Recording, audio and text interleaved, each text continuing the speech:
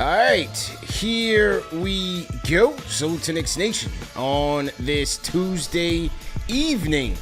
Another edition of KnicksFanTV Live, the off-season Central edition. CB the Fanchise, Alex Retaros on the other side.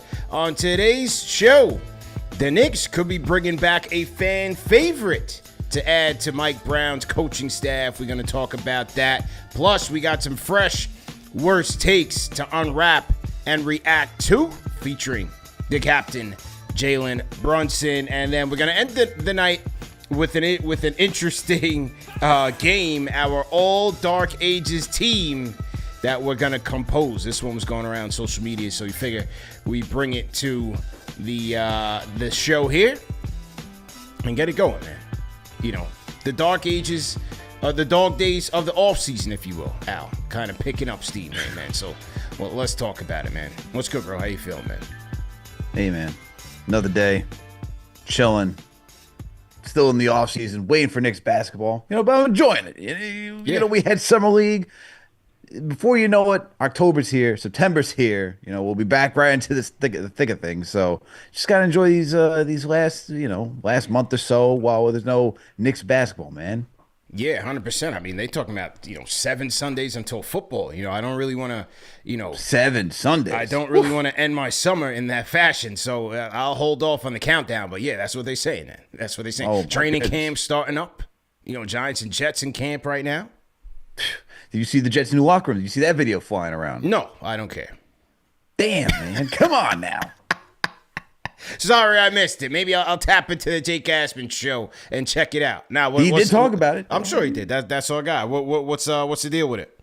Hey, man. They updated the living daylights out of the Jets' locker room, man. It looks like a lounge at this point. I don't know if it's a locker room, a lounge, a club. Okay. Sheesh. Hey. Whatever it takes to win. You know, hopefully that turns Justin Fields into Joe Montana. Whatever it takes. Joe Namath. Thank you. You know, the last good Jet quarterback. You're starting to believe, too. See, I knew you would come around. I'll be watching. You know what I'm saying? I'll be watching, for sure.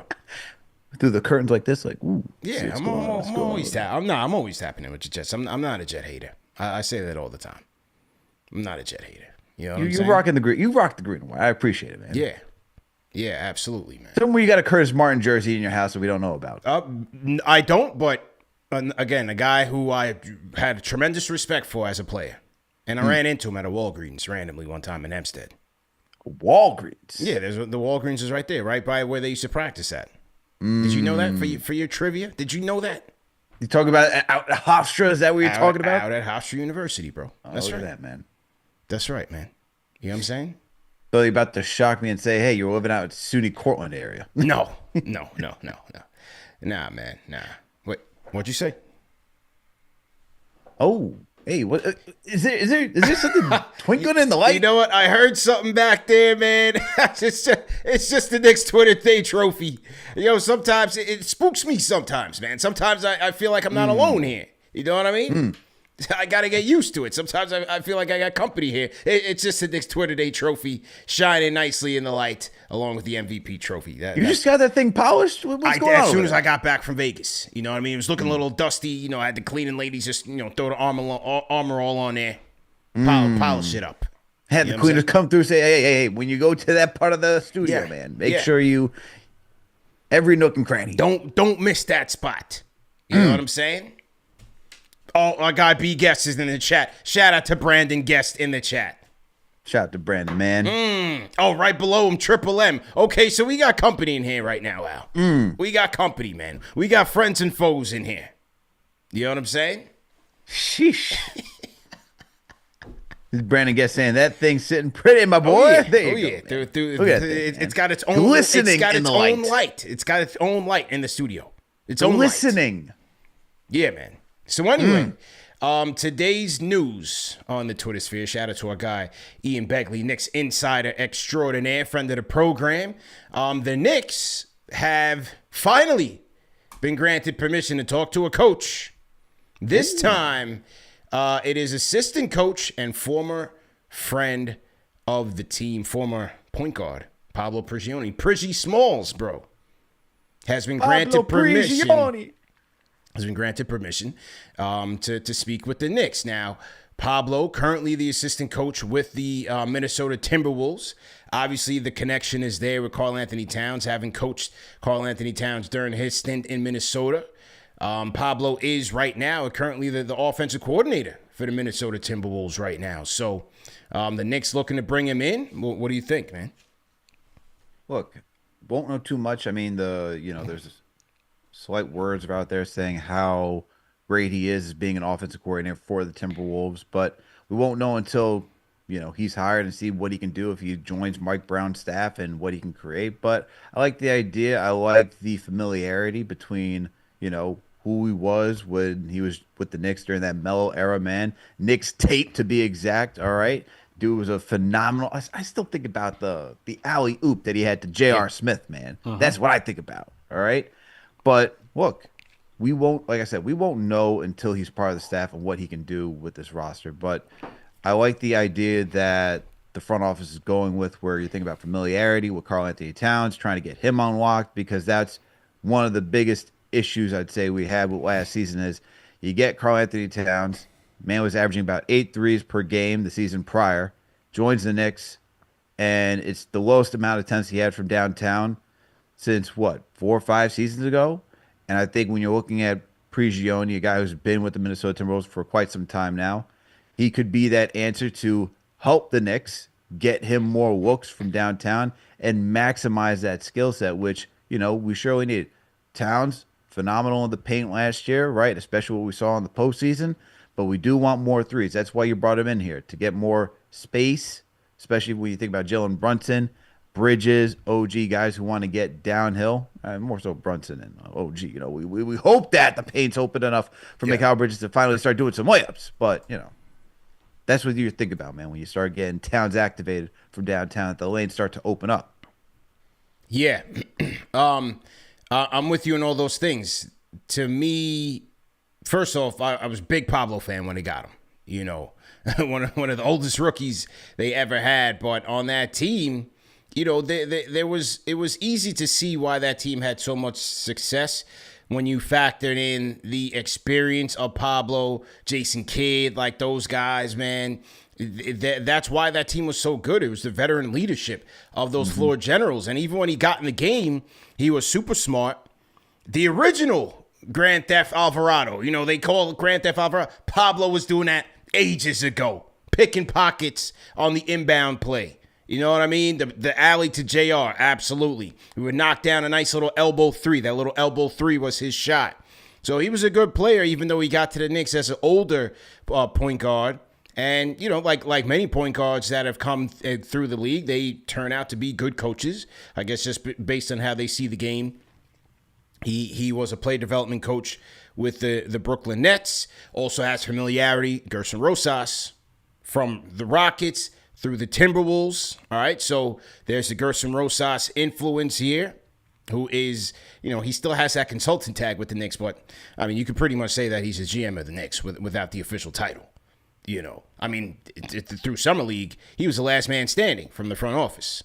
Leon came first weekend. Gerson Rosas was there during the extended weekend of Summer League. So you have that connection there. The Towns connection. Towns raved about him when he was there in Minnesota. And this, to me, is another signal that they want to run more offense through Towns. When they brought in Mike Inori to get the intel, you bring in Mike Brown, who had the experience running through Sabonis. Yes, they was running through Fox as well, but utilizing Sabonis as that playmaking hub. I think they want to do that again with Towns. Maximizing the two-man game with Towns and Brunson, utilizing Towns as a passer, and as you said, getting more offense out of him, especially the three-point attempts. Just making him that dual threat offensively. And I think that's what this Prigioni interest says to me. For sure. And look, they've gone through their list. They're now trying, because I think some may look at this and say, hey, is this just the Knicks, grasping at straws at this point? Because look, it was like, who's going to be the next head coach? Now it's like, all right, you don't get Borrego. Who's going to be the next? You don't get Darvin Ham. Who's going to be the next assistant that that falls into place? And this is where, he's part of the Timberwolves coaching staff. We know Mike Inori is the top, is second in command out there, right? So where does Prigioni fall in? Like, how much is he incorporated in what the Minnesota Timberwolves do? That's what's to me. It's like all those are good things, but I think that conversation they had with Fred Katz the other day, saying, when it comes to an assistant head coach, we don't know, but it's easy to change out because no one's really paying attention to what the assistant coach does. So it could be great, it could not be, but I'm open to the idea. And look, he's going to be. You already talked about how he's a fan favorite between you. Between the connection between Karl-Anthony Towns, Minnesota, New York, you bring him back in the building. There's already going to be some instant love for Pablo Prigioni. So I think it's also when you think of from the PR standpoint of a front office and how do you get people to like buy in and who's the next guy that's coaching the team and how do you build the staff? I think Pablo Prigioni will do just that. Just because when you think of his tenure here as a Knick, there was success obviously that first year that he joined, and so I think when you talk about bringing it all together, I think it would be a good move if they get Pablo Prigioni. I like it, man. I like it. Yeah, I like it. And, has good player relationships. John Krasinski, in doing my research, did a big article in terms of Pablo's relationships with certain Timberwolves players. Towns, D'Angelo Russell gives him a lot of credit for his development. The Knicks players, when they were here, when he was a part of the team, gave him a lot of credit. So he's got that player relationship, skill set, player development, and he is the current offensive coordinator of the Minnesota Timberwolves. So let's see what happens. I think that it could be a go, but let's see what happens when the two sides meet and Leon and those guys make their final decision. So what do you guys think in the chat? Pablo, is Priggy Smalls coming back home? What do you guys think about that potential move? All right, leave some comments in the comment section and let us know. I'm on board, man. I'm definitely on board. I think it'd be a good move. Just from all the outside, like I said, the aspects, the PR, the relationship they have with Karl-Anthony Towns. You talk about familiarity. That's the other big thing when you think about this front office when they start making moves, right? It's always in the light of what makes everyone feel comfortable and what is the next step that you want for this team to look different from what it was in the past, right? So when you think of, all right, this team was very defensive oriented, not a lot of ball movement offensively, got very stagnant. Why you think about Pablo Prigioni, as you talked about, the offensive creativity that he has out in Minnesota. You want that collaboration. You see that he's capable of collaborating with the coaching staff out there. That's what they want here. It's layers, man. Karl-Anthony Towns would feel comfortable with having someone that he used to work with out in Minnesota, in New York now, and it's just all those layers. So it's always more than just one thing than when we dissect what Leon Rose is doing. So there's probably even other stuff that we don't even really know, but that's the conversation that they're having in the front office, right? Yeah. Familiarity. How do we move the offense forward? And then just shaking up the coaching staff. Not a lot. Fred Katz mentioned yesterday on the show, just fascinating how everyone's just coming back from the Tibbs regime. the whole gang. The gang is back together except Tibbs. Yeah, and so, Prigioni being the one, if they do get him, the difference, right? Okay, here's a little garnish on the new coaching staff. Yeah. It'll be interesting, man. Definitely interesting. Fascinated to see the differences. That's probably the one thing where how long will it take for this Knicks team to gel offensively, and what will this offense look like? Just because, look, when you talk about not getting Borrego, not getting Darvin Ham, and all these other guys where you're looking to make this big offensive change, I'm very curious to see what Prigioni can do. If he is hired, he's part of the staff. What can he do? What can he and Mike Brown create to help this team look more fluid, more creative, faster, and just add diversity, right? Because that's the other thing we didn't really get under Thibodeau is we already knew what the last 5 minutes of the game was. Yeah. And I think yes, we certainly want the ball in Jalen Brunson's hand. He's very clutch. We know all those things. But as the season wears on, you don't want to have to rely on that. You want to make sure that you get other guys good looks and that you keep the defense, guessing. What's the next move? What are they going to do? Right? Fair point. So, fair point. hey, it comes down to all of those things as to how do you evaluate this offense moving forward. I'm very curious to see how it looks, man. For sure. Because a lot of these guys, these guys aren't like the Kings where they're just going to be flying. I just don't see how they're going to be flying around. So I'm curious to see how do they move the ball quick enough and guys relocate. What are the actions looking like when, what does it look like when you have Cat and Brunson just trying to get other guys set up or they're looking to get their own shots? I'm very curious how that all will unfold. Shout out Rasul Thomas says positive move. A lot of positives in the chat. Talento, he's with it. TM, the Shells, bring him in. JJP, Priggy Smalls is the illest.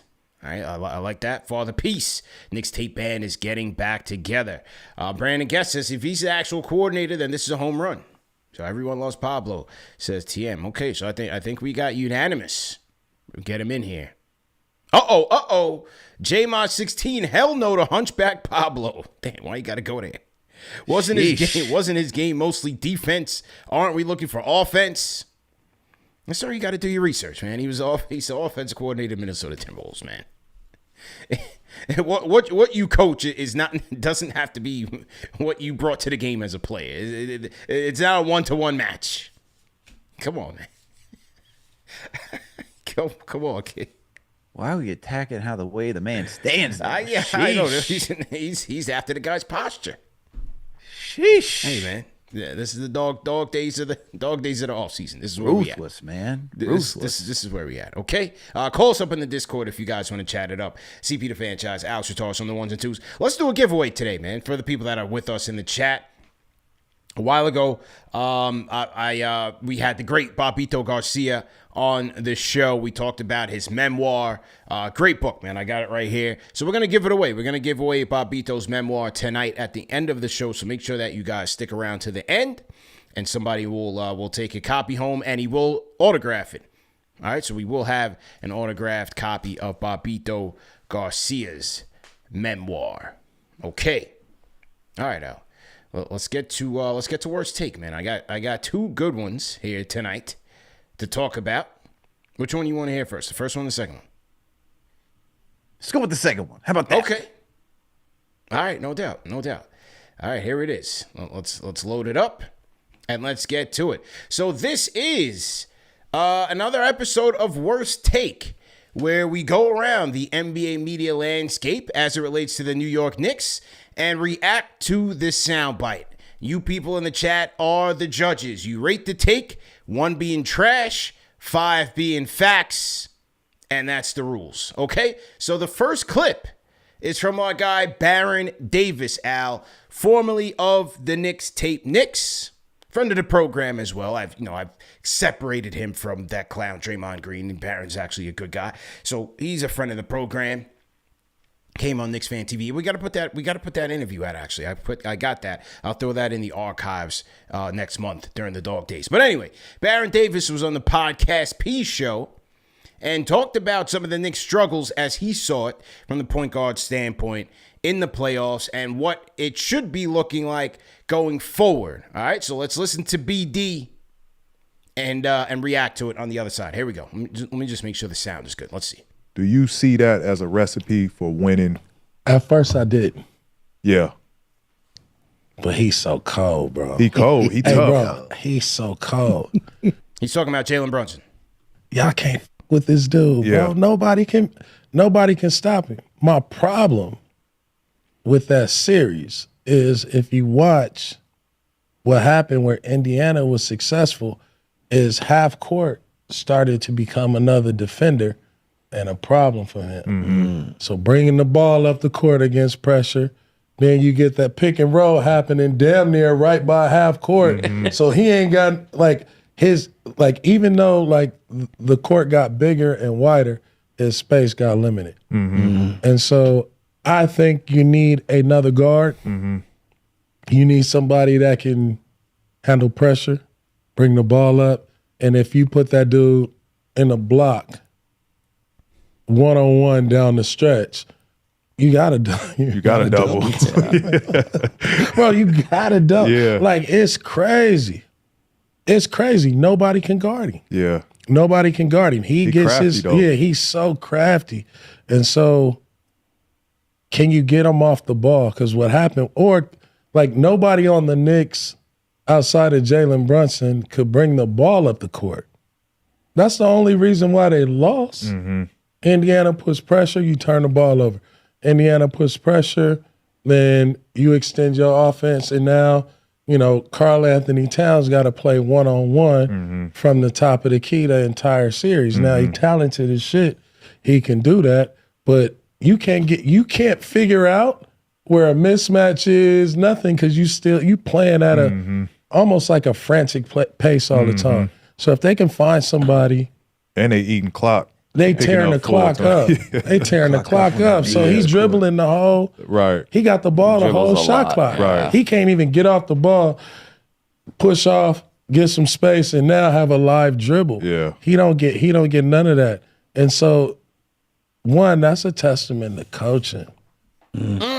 Like, if you don't work on a press break, if you don't know how to get your best player in multiple situations to be effective, and then if you only have one primary ball handler, that is your primary scorer, that is your primary playmaker, and you're going to wear him out. Yeah. And so, hopefully whoever comes in next is looking at how do we make Jalen Brunson dynamic.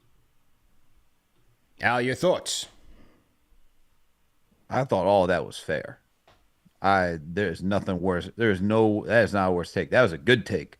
I agree with everything that he said because, look, you can go back to listen to Mello, Shump, and Kaz talking about it on 7 p.m. in Brooklyn, right? And the one thing that we saw throughout the playoffs is that as the series, whether it was Pistons, the Celtics, or the Pacers, Brunson is amazing. You want the rock in your best player's hand at all times. I get that.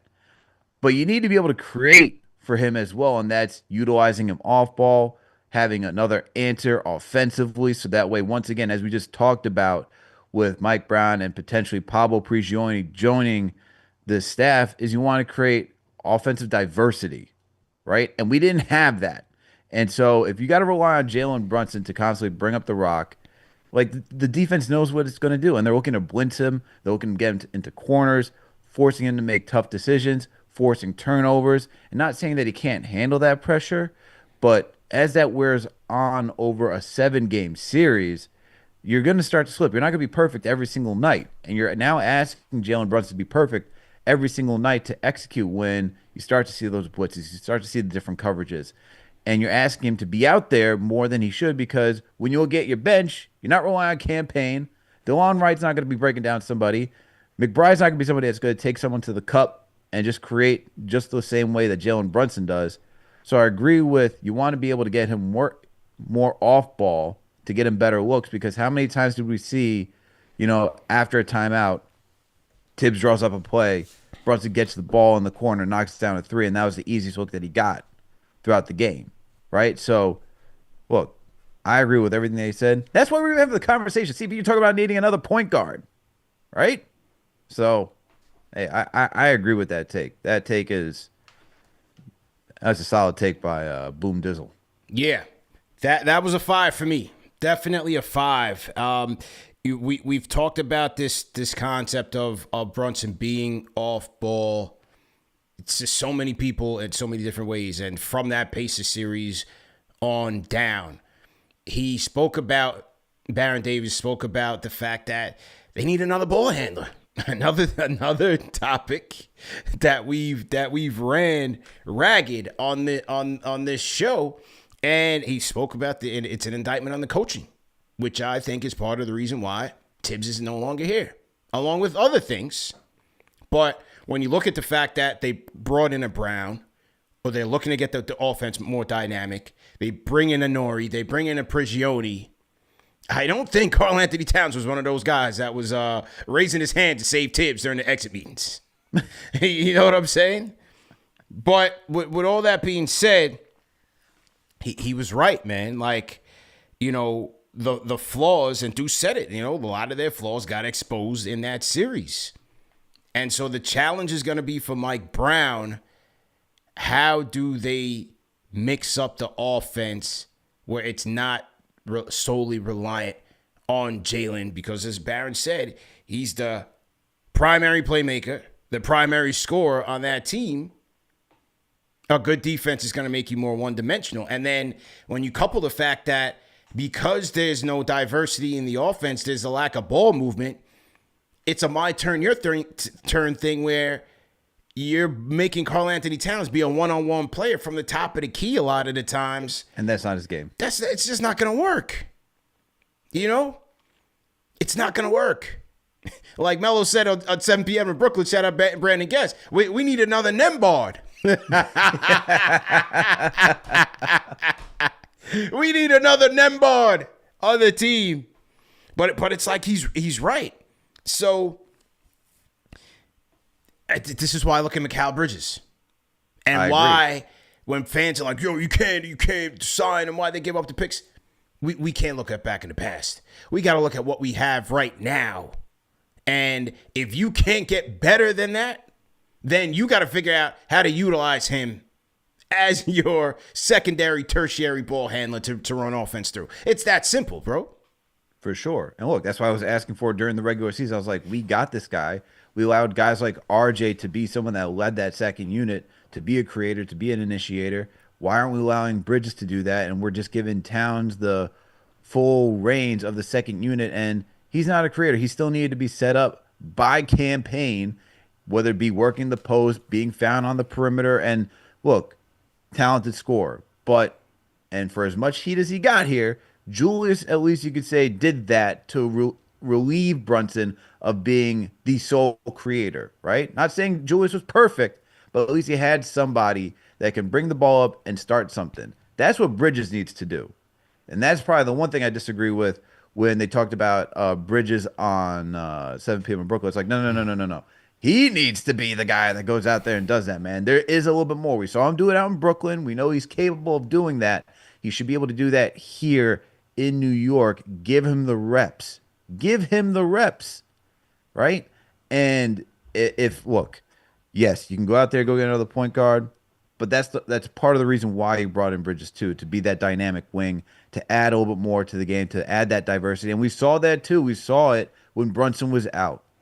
All right? We saw that when Brunson was out. Bridges was initiating the offense. It was by committee. But we saw, okay, even by committee, there is something there. And maybe if you give him more reps, he can get comfortable. Sometimes what it is for players, CP, is that even though they might not be great at it, they just need more reps to feel more comfortable and more confident, because the game of basketball is about confidence. All right? They tell you to shoot with confidence. You can't dribble without confidence either. So give Bridges those opportunities, man. I hope Mike Brown does that. Hey, I think he was politicking for that reason. We saw that man out in Summer League sitting next to Coach Brown for a reason. Yeah. And I think even with Leon Rose and Gerson, right, I think the idea is like, look, Bridges was here, underutilized for Tom Thibodeau, did not fit what Tibbs likes to do. You got to make it different. We made this investment. Forget the picks. You got to sign him. You can't let this man walk. He's going to get paid. And if you're going to pay him, utilize him. Give him that expanded role.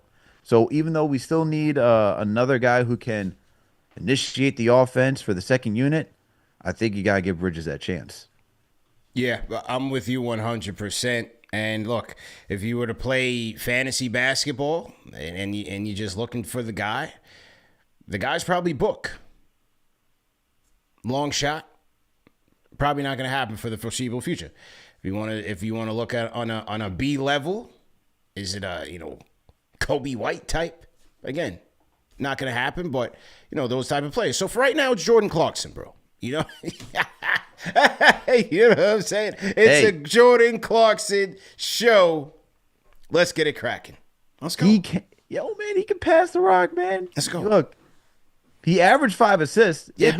Look, he is going to put up some shots that have you scratching your head. There will be, I think everyone said it on the show, there will be some reminiscence of J.R. Smith. All right? Be like, all right, man, phenomenal outing. But why did you take these shots over here? What made you think that was a good idea?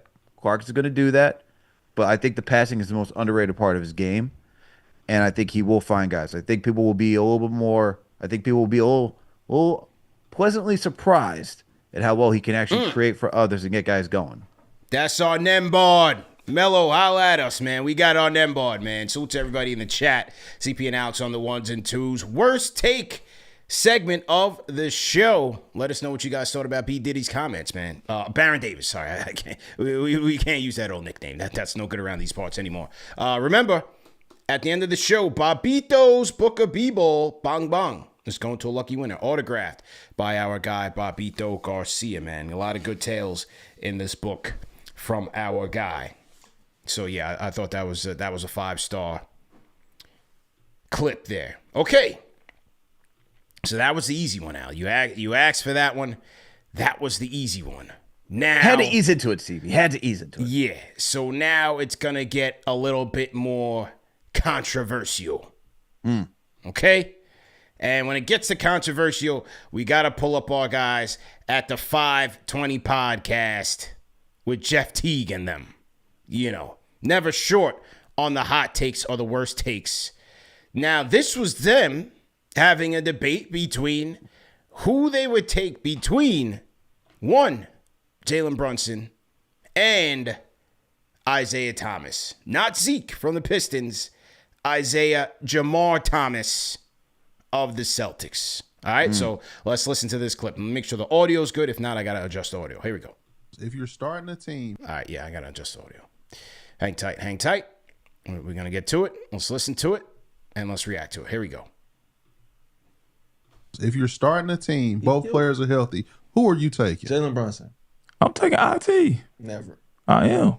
They do the same shit. That settles the debate then. And IT do it better, really. Who would better score between two? IT. He biased. He was playing. I swear to God, I'm not being IT. biased. I love IT Jalen Brunson. I watched Jalen Brunson grow up. Brunson. Bro, he averaged 30. I don't give a damn, bro. Jalen Brunson, what he averaged? Y'all rock out. All right, listen, we got to move off of this. I'm going to ask y'all one question. I think he averaged 30. Who would better score? All right, we got to pick one so we can move on. Better score between the two. Who you taking? No, they can have their opinion. Better score? Yeah, of course. Who you taking? IT, bro, that nigga. Do I gotta say score or player? Healthy, fully healthy, nigga. IT, bro. Health stack is full. Okay, IT. He averaged 30, bro. Score. IT. Score. I'm gonna take IT for as a bucket. Give me Player. Jalen Brunson. Okay, player. I'm taking IT. Player. That's tough for me. Me, I'm gonna JB. probably take JB though. Okay. All right, we'll let the chat figure the rest out for sure, man. I don't know if Drake, man. IT fully healthy, bro. This nigga was cold, bro. Y'all see That's that not- roster? Don't worry, y'all know everybody still our shit, so we gonna see this on other pod. We'll see what everybody. Yeah, this will be on first take like tomorrow. No, sir, but this will be on worst take because we're going to react to it. Al and good people in the chat, rate that take in the chat. 1 being trash, 5 being facts. Al, your thoughts? First of all, I'm calling flag on the play. All right. And I want to challenge that we make sure that we get this man watched again so that way I can throw another flag on the play. This is Yeah. ridiculous. All right, talk about it. First of all, they are not the same. All right. Anybody that watched IT, King of the Fourth, and look, phenomenal time that he had out in Boston. All right. As a guy who lives out here and had to watch enough of it, I Yeah, can tell you you seen this. it. You've seen it. They are not the same. All right. They are not the same, not even close, not to how they get a bucket whatsoever. The amount of screens that had to be set for IT to get going downhill, all right, so that way he can get a runway to score was insane. Jalen Brunson doesn't need a screen, okay? He can body people, get to his point, use the footwork, and score in the paint. Talk all about right? it. Get out of this nonsense with look, good score. Very well deserving of being in the top 5 for MVP during that time period. All right. Fun player to watch just to fight, just to be, look, small guard. Well, he was like 5'9", 5'8", 5'9". 5. I don't think he's 5'9", man. I think they added some platforms on the shoes to really get the height up there. But hey, look, that guy, for as phenomenal he was, not even close to the style of play that Jalen Brunson is. That is the worst take I ever heard. Yo, man, he might be your boy, But let's be real, man. He is not even close to not even close to the same player at all. Yeah, good people in the chat, man. What do you guys think, man? What do you guys think?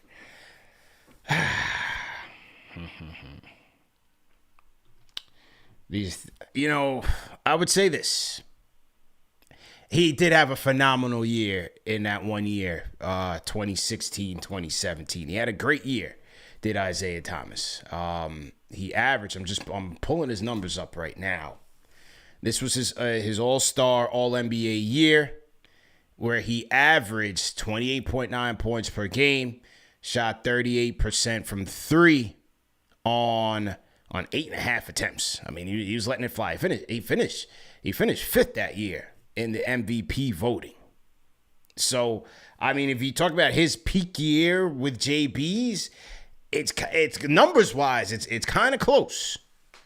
But I'm with you in that JB was a way better dynamic scorer. Way more dynamic scorer. And as you said, does not need the screen to cook. Right? The assist numbers, way better for people who say he don't pass. All right? So if you don't think JB passed, what do you think Isaiah Thomas was doing? He was a bucket. Don't get me wrong. IT was definitely a bucket.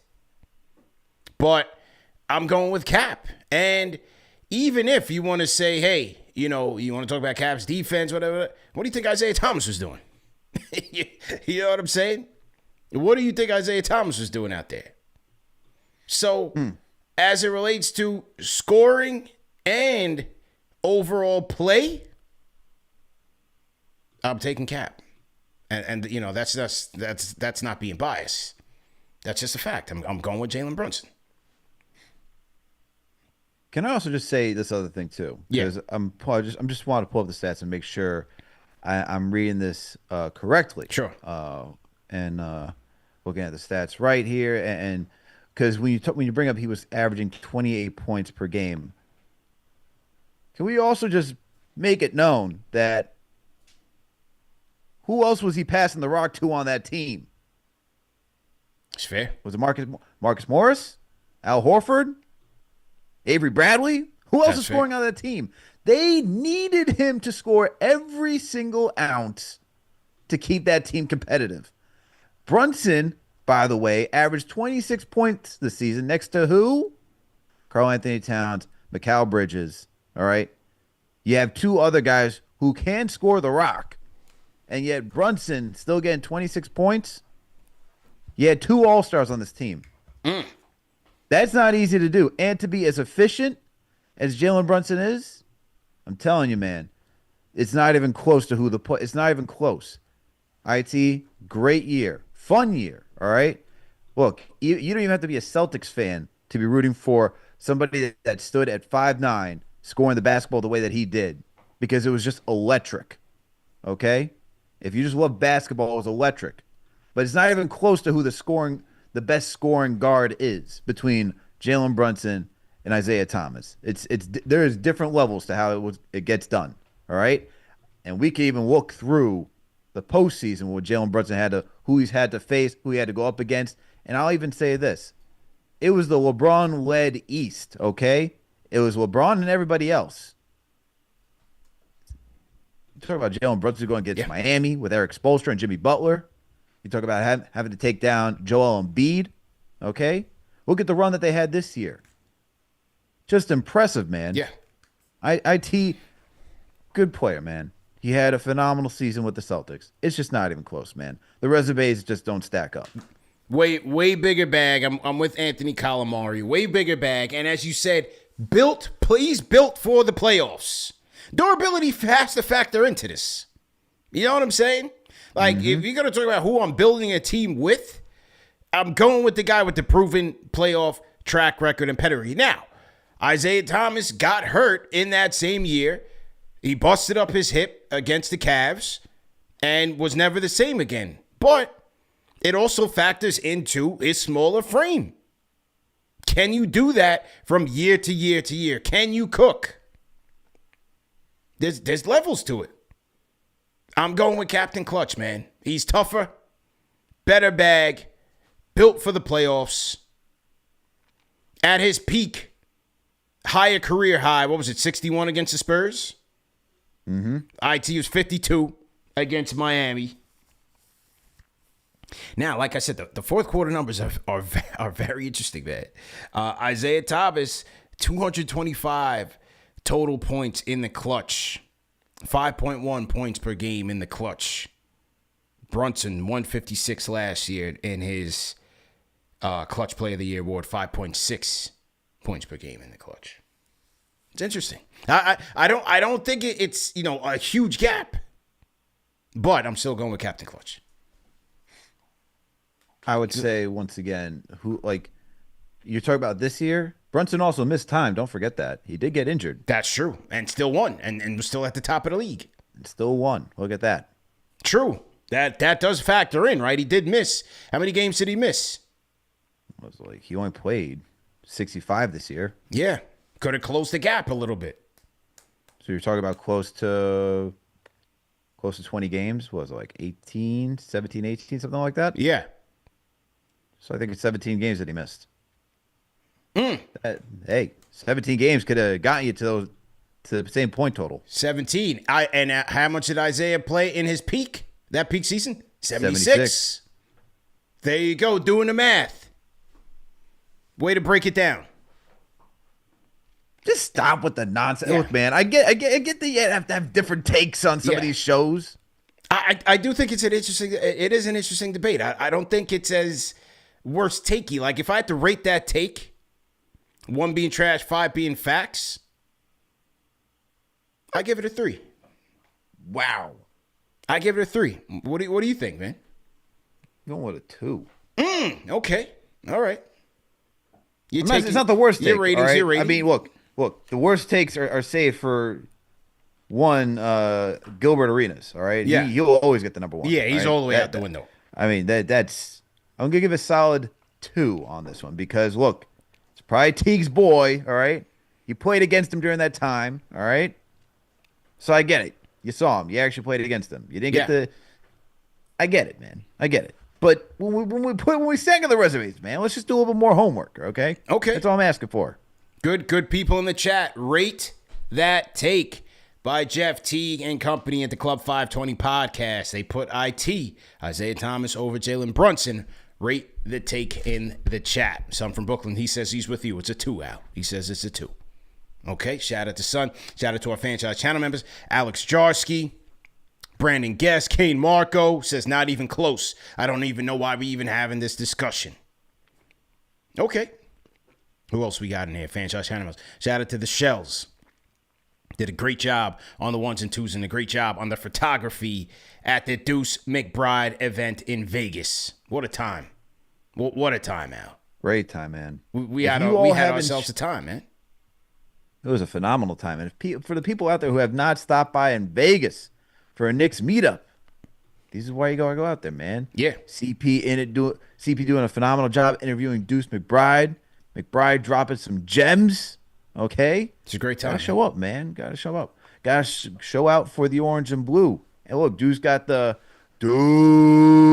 ovation as soon as he walked in, man. People were hyped. He sure did. So, and Deuce is on quite the media tour. Shout out to him and his team.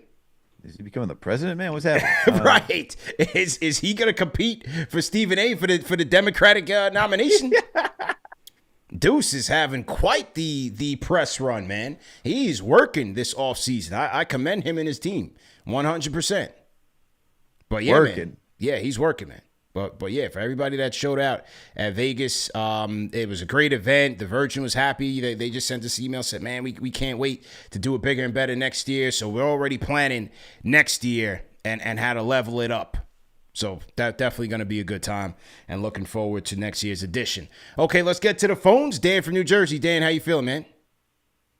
Que lo que, wah. How you feeling, man? Yo, Alex CP. Yo. First things first, I'm KnicksFanTV Hive all the way, bro. I'm a ride or die. Let's go. So I wanted to formally extend my congratulations to you and Alex, JD, the rest of the KFTV squad for that legendary performance at Knicks Twitter Day. Appreciate it, man. We did it for the people, man. We appreciate you, man. Yeah, nah, JC, that little left hand layup you did at the NCP, that was clutch. That was clutch. But what do I say about that money time, Dan? You know, I don't just talk about it; I live it, man. You know what I'm saying? Nah, that was insane. I felt like I was actually watching a real Knicks game there, and to go up against the favorites and Sean's team. Yeah, that guy has some hops. Yeah. Now, because of the new CBA they try to stack rules, the deck against us, man. It might be hard to keep all of KFTV squad together. Yeah. So, just wanted to put my name out there. I'm a 3-and-D guy. Okay. 6'3" read, 6'3" wingspan. Shot 38% in high school on high volume. You know where to reach me. I have my agent send over some footage. Please. We could talk contract details. I'll take a vet minimum if, I got to take one for the team. Please. Dan from New Jersey, ladies and gentlemen, is putting his hat in the ring. Dan, we appreciate you, man. Send us the tape. Yeah, man. KFTV I got to Media. keep it real. I'm not going to crash the boards because I got shoulder mobility issues. I dislocated my shoulder, but, I run a 450 mile. Okay. And, I run the gun, man. Yeah. I get back real fast. Well, we 450 mile. Holy cow. We would prefer that, you issue your weaknesses in private. We don't want to give out too much tape. They're listening. The scouting report is out there on us. The tape is already out there. So we'd prefer, just tell us that in private. We'll work it out. Yeah, you got it, man. But they can't stop the trigger. I'm telling you right now, man. Okay. That's a quick shot I got. Okay. Dan from New Jersey, ladies and gentlemen. Putting his hat in the ring, Al. Yeah, man. 450 mile. Yeah, Dan, what are you? Are you training for a marathon or something? What are you doing? He's well conditioned, man. And they're expanding the rosters by 2. Which is dangerous. Yeah, I gave me 2 more spots to fill. This is dangerous. Okay?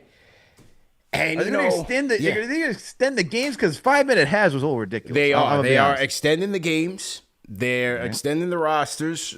They're adding in new teams. These is nice. The West Coast is getting into the mix. So, if you thought we were marked men this past one, they're gunning for us, man. Hey. Well, look, Jimmy, the sniper, JD, already building some chemistry. They got out there getting runs, getting some intel on people. Yeah. The road to the repeat is already underway. Jimmy and JD are already hooping. They're hooping out there in Bushwick. So shout out to them. I'm hearing that we do have, some competitors out there as well. So, they're trying to get in on the action and see what we're doing out there. Okay? And let me pull up the highlight tape. It's Jimmy with the corner jumper. He's already getting ready out. All right? So driving kicks all day. If you see him in the corner, already know. Hand down, man down. Sniping. Mama. There goes that Sniping. Man. There goes Jimmy pull-up. The pull-up game is on the money. All right? I told these guys I'm going to pull up one of these days, but I'll just be watching because I need about a full year to recover for the next one. Oh man, I want to show up. I told JD, hey man, next time I'm in New York, I gotta go run with these guys, man. That court looks sick. Yeah, looks like a nice court, man. I'll let you know how it looks when I get there. But I'll just be watching, man. CB's gotta have some. CB's gonna look like Patrick Ewing bagged up with some ice. Let me tell you something. I took a major risk. Oh, hold on. I took a major risk to win this championship with us. And I'm just glad I got out of there alive and unscathed. Hey, you were talking about being injured coming into this. You're talking to us, me and JD about it, man. But you went out there and you battled, CP. I had not played competitive basketball in over a year prior to. I took a major risk for you guys, man. So whatever it takes. So, listen, I don't know how many more of these I got in my bag. The next year might be my last one before I hang it up again for good. Like MJ for 45, he only came back 2 years. That just might be me. Just 2 quick ones, and I hand the baton off. It can't be true, CP. That defense was otherworldly. Yeah, stifling. I had to get gritty. CP, you know what's not talked about much? Yeah. And shout out to CK for pointing this out. All right, what was halftime against Sean's team? 15-10, something like that? Yeah, we were down. You know, Yeah, we were down this is 15-10. why these guys is yapping all over the place. We had to really get it gritty in that game. CP, but here's something that no one's talking about. Hold on. Ready for this? Yeah. We were down 15-something. That second half, what was the final score before it went into OT? I don't remember. 17-17. For 8 minutes straight, we held Sean's team to 2 points. Defense was on point, baby. Talk about it. All right? Talk about it. Wrapped up. Yeah, man. I'm showing JD's highlight reel. JD got his own highlight reel from Brooklyn this weekend. Yeah, man. JD was getting busy, man. Yeah. Who taught who? Was it JB that taught JD, or was it JD that taught JB? Who knows? Oh man, man, stopping on a dime. Yeah. And I'm showing the I had the picture up with Commissioner Stiller with us holding the chip up. You know what I'm saying? Just have to do what we have to do, man. Just get it done for the crew, for the city. Whatever you put it on that trophy, man, it's just it gives off a little glare, man. You know, it's blinding me for a second. All right. Yeah, you know how we do, man. Okay. All right, this was another fun one. Before we get to our trivia, this was another fun one that we did during the dog days of the off season, building a lineup for $15. The Nick Dark Ages edition, and this was a collaboration with our guys at the Strickland. So, you know how you see these on social media where you got to build, your ideal lineup, your ideal starting five, and you got a limited budget. So, per position, you have certain players that are worth a specific amount of money. So, I'm not going to run through all the players, but you have your point guard. This is all from 2014 to 2020. Now, Melo being the highest worth at $7. Now, I'm wondering why they didn't put Amari in this. I don't know why they didn't put Stat in this. What do you think? Should we just put Stat in it? What do you think? Or should we keep him off? I don't know. Where would you put Stat? Would you put Stat at $7? What do we? That first year, I would put Stat at $7 for that first year. But that's the thing. It was only 1 year. Well, if we're talking about 2014... Oh, it's the 24. Oh, it's for 2014 to 20. Well, he wasn't there. No. He wasn't really there like that. Nope. All right, so then we can't really put Stat in there. Okay. No. Yeah. All right, so the point guards for $1, you got Jared Jack. This is going from $1 to $5. Jared Jack, Langston Galloway, Frank Ntilikina, Pablo Prigioni, and Raymond Felton. They got Ray Felt, $5. That's pricey, man. Shooting guards. From $1 to $5. Alexei Sfed, Damian Dotson, rookie R.J. Barrett, Iman Shumpert, and J.R. Smith. Small forwards, Lance Thomas, Michael Beasley, Aaron Aflalo. He should have been 50 cents, but they put him in there at $3. Tim Hardaway Jr., Mook Morris, $5. I like that. I think that's accurate. And Melo at $7. Power forwards, you got Jason Smith, you got Kylo Quinn, Taj Gibson, Bobby Portis, and Julius, the 2019-2020 version of Julius Randle. Okay? Oh, boy. And rounding out the centers, you got Billy Hernan-Gomez, Rollo, Robin Lopez, the rookie Block Ness monster, Tyson Chandler, and Kristaps Porzingis. So, Al, with $15, build me the perfect all Dark Ages team. So wait, if this is the best all Dark Ages team, are they trying to win or are they trying to lose? What am I doing over here? That's a great question, bro. That's a great question, bro. Oh man. Should I go for we're trying to win here and trying to win some games? All right. Yeah. Well, you're going head up against my team. Oh, okay. Yeah. Well, $7. I'm gonna have to go with. I gotta take the best player available out here, so I gotta go spend $7 on one Melo. All right. Okay. Carmelo Anthony. Okay. All right. So I'm almost with $8 now. Yeah. Okay. Yeah. That's the thing. Spend wisely. Yeah. Sheesh. This is getting. Woo. Yeah. Yeah. It gets a little dicey, man. It does. Where am I going next, man? This is the question. I gotta look and see. Am I gonna get any more offense from anywhere? Where's my offense coming from? Man, this is getting dark. Yeah. Dark, real quick. Oh my goodness. You know what? Wait, do I want to do that? No, that sounds terrible. That seems very terrible. Damn, man. What do you think, man?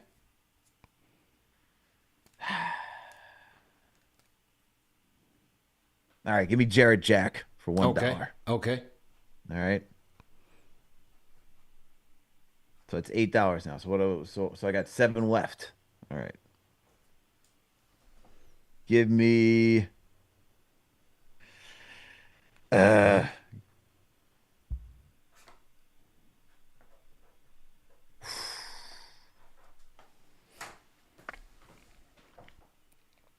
Boy, I can tell you really didn't do your homework on this, man. This is tough, man. I had so many options, but look, man, I want people to know the struggle of this team. This is a struggle. You're not getting much offense out here. I'm gonna go with. Give me J.R. Smith. I'll take J.R. Smith. Okay. So what's that? So I had 8. So now I'm down to $3. Yeah. Down to $3. So I need 2 more spots. So it looks like I'm taking Willie Hernan Gomez. Why is the name slipping me for power forward position? Power forward? Yeah. Who you want? Jason Smith? Jason Smith, thank you. Okay. Because I only had 3. Well, I had $3 left, right? Yeah. Oh no, give me Kyle Quinn. So who's your team? It will be Melo, Kyle Quinn, Willie Hernan Gomez, J.R. Smith, and Jared Jack. JR at the 2? Yeah, JR at the 2. And Kylo Quinn. Yep. Let me make sure you didn't go over budget here. What is that? 1, okay, 5, okay, 7, 2, and Billy. You over budget, man. That's what I was asking. I'm over budget? Yeah, you over budget, man. You cheating, bro. All right. Your team is too stacked. you Jason go. Smith. There you go. Jason Smith it is. All right. He had a nice little mid-range pop. Oh, this team's going to be turnstile. Yeah, so you're going Jared Jack, JR, Mello, Jason Smith, and Billy. Oh, yeah. We had a lot of hopes. That Billy Hive was strong, wasn't it? That Billy Hive was strong, man. The delusions of grandeur were very big for Billy Hernan Gomez. All right, here's where I'm going. I'm going with Mello at the 3. $7. I'm cashing out. Okay? I'm going with Jared Jack along with you, man. I'm going with Jared Jack. You know, at this stage of his career, hey, give the ball to Mello, get out the way. That's it. I don't really need much from the point guard at this stage, at this situation. We're giving it to Mello. We're running the offense through Mello. However, at the 2, I'm going with whole team Dot. 3 and D. I'm going with Dotson with the 3 and D potential. All right? So I still got a little athleticism on the wing, some defense, a little scrappiness, and occasional can knock down the 3 if Mello wants to pass the ball. All right? I got Mello at the 3. At the 4, I'm going with Kylo Quinn. I'm going with Kyle.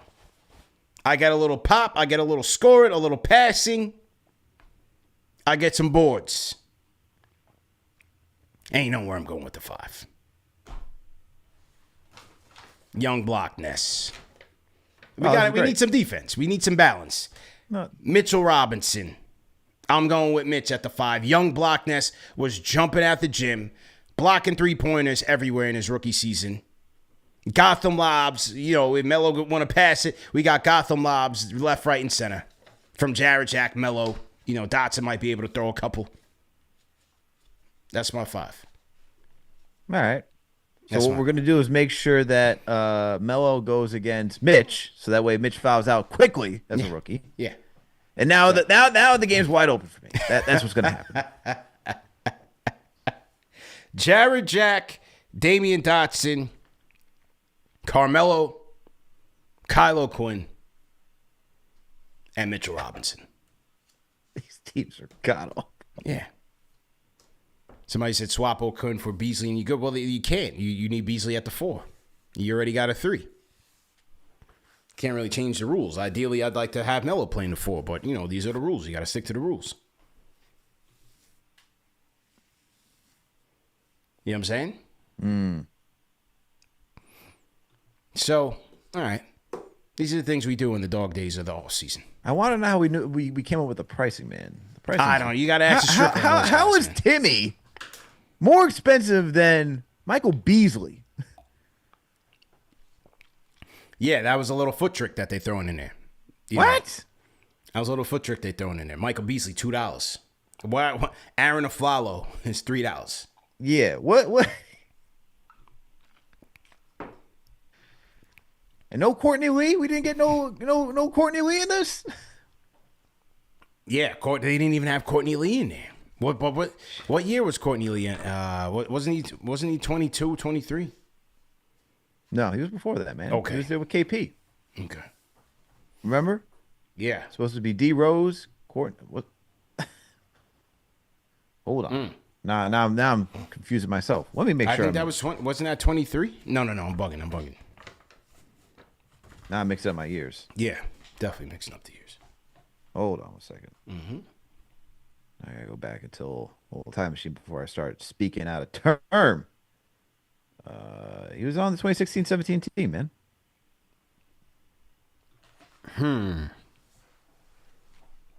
On the 2016, 16-17. Okay. Yes, sir.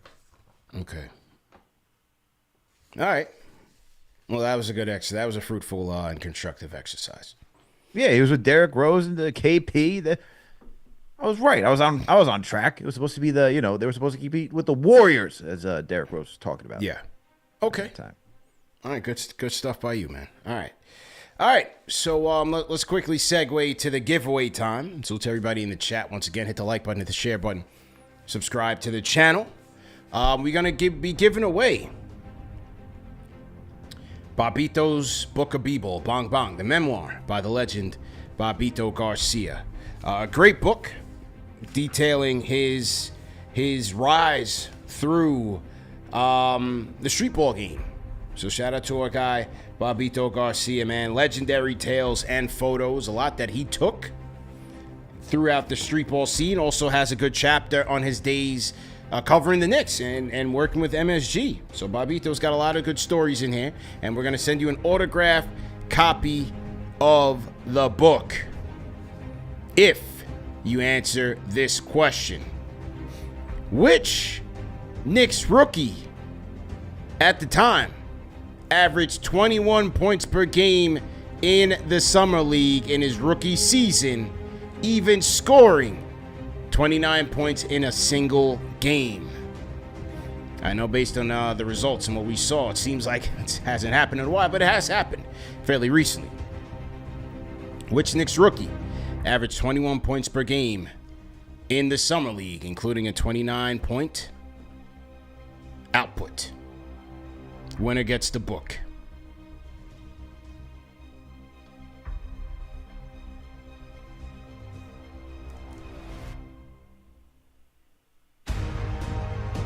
Okay, I see some answers.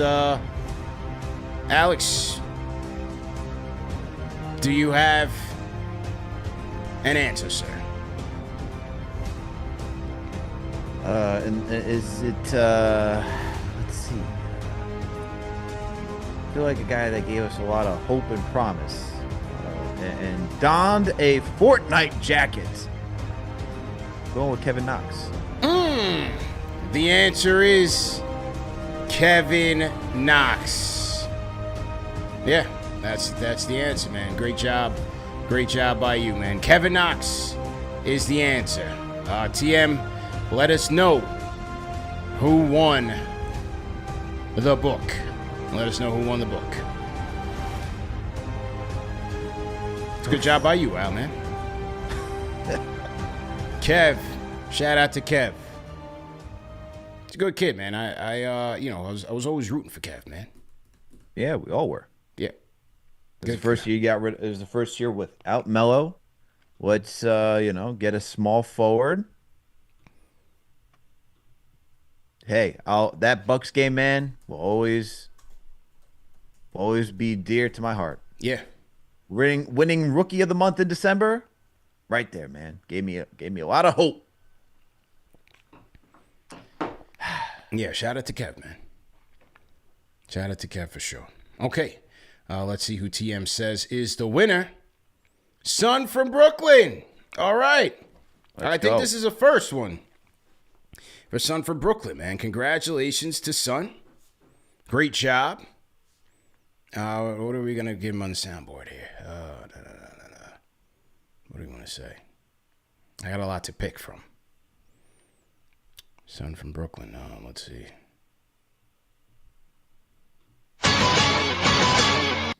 All right. I gotta work on my soundboards for when people win. But anyway, congratulations to Son from Brooklyn on winning the book, man. Email us. Son from Brooklyn, man. Yep. Email us kftvmedia@gmail.com with your address. All right, Al. Great show, man. Great show. Let's see what happens with this assistant coach pick. Let's see what happens with the vet minimum pick.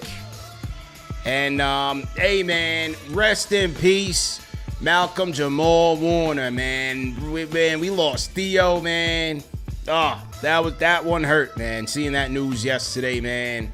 That was an L for the culture. Losing Malcolm Jamal Warner, man. Just a great actor. He's one of those guys. Like when you come out watching the Cosby Show as a kid, it's like you grew up with Theo. All the life lessons that him and Dr. Huxtable was going through, like that you felt that. It's tough. That was a tough loss, man. Rest in peace to him. Condolences to his family, his wife, his daughter. Tragic, man. Tragic way to go out, man.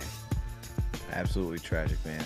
And you talk about growing up, and it's so crazy to even think about where that first episode is him not wanting to be in school, right? But the storytelling, the seasons, he ends up graduating from college, man. Yeah. It was a grind for him, but that's true. That, man, I love the Cosby Show, bro. Yeah. I grew up with that, watched it every single night, loved it. And that first show, man, there's nothing funny where I brought you into this world, I'll take it out. There's nothing better than that line. That was a classic bar, man. I mean, how many years later? That was a classic bar. And so, like, I'm just going through Twitter and the algorithms will start showing you the stuff that based on what you're looking at. So people are just dropping classic episodes. I'm just like, man, like I remember that to this day. Just the one-liners and all the skits that they used to do in the house. Dude. Yeah. That was classic, man. Classic. And just in that sitcom era, which we don't really get much more of. We're kind of we are deeply in the reality show era. Yes. It's different, man. It's different. It's very different. The script writing, beautiful storytelling. Now it's all for like shock value. That's the one thing I miss, man. The storytelling when you watch these sitcoms and just feeling like the characters, you grew up with them. I mean, there's just so many things I remember from watching the Cosby Show. Yeah, I could go deep into like the bag, but won't hold everybody too long, man. But I'll say the last one from that same episode. Nothing funnier than you give Theo the Monopoly money, and where he's like, "No, I'll eat a ham sandwich." And it's like, "Oh, you're gonna have a girlfriend?"